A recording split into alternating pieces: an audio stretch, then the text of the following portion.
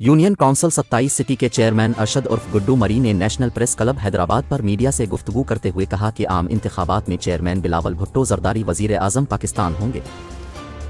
हम national press club के शुक्रगुजार हैं जो आपने हमें मौका दिया और हमें खुशी है कि आप सब दोस्तों से मेरी मुलाकात हुई। हमारे यूसी के चेयरमैन वाइस चेयरमैन काउंसलर्स की मुलाकात हुई। हमें पीपल्स पार्टी ने टिकट दिए लोगों की खिदमत करने के लिए।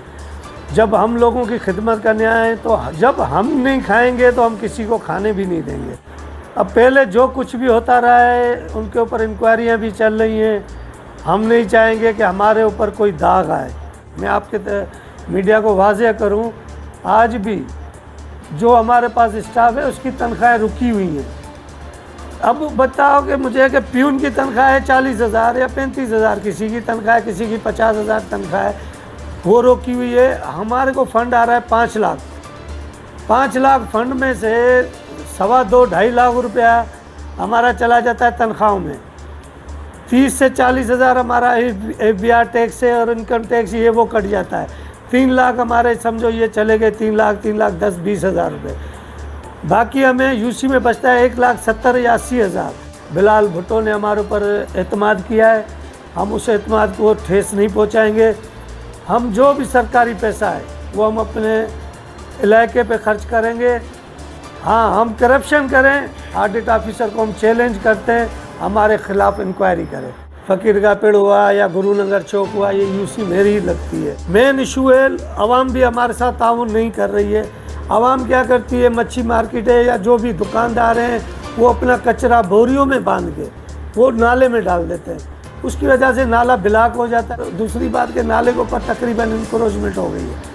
अब लोगों ने घर बना दिए हैं, किसी के घर को हम इंक्रोचमेंट को भी हाथ लगाते हैं तो लोग शोर करना शुरू कर देते हैं। बड़ा मसला हमारे साथ ये भी है, अंदर गाड़ी जाने की वो नहीं है, वैक्सीनेटर भी नहीं जा सकता है। इतना बड़ा प्रॉब्लम है कि इसको सफ़ा करने के लिए भी हमारे पास, हम सोच रहे हैं कि इसको सफाई कराएं कैसे। सिर्फ ओडिन सिनेमा से लेकर गुरुनगर तक तो साफ़ हो सकता है। उसके बाद आप शहर में ही रहते हैं, आप शहर के रहने वाले हैं, आपको पता होगा कि अंदर चिंची भी नहीं जा सकती है। तो लोगों ने ऐसा असर कर दिया है कि पिछले 30-35 सालों में उस पर किसी ने रोका नहीं तो यही नाला होता था। यहीं से हम छोटे होते थे कि गाड़ियाँ भी आती जाती थी।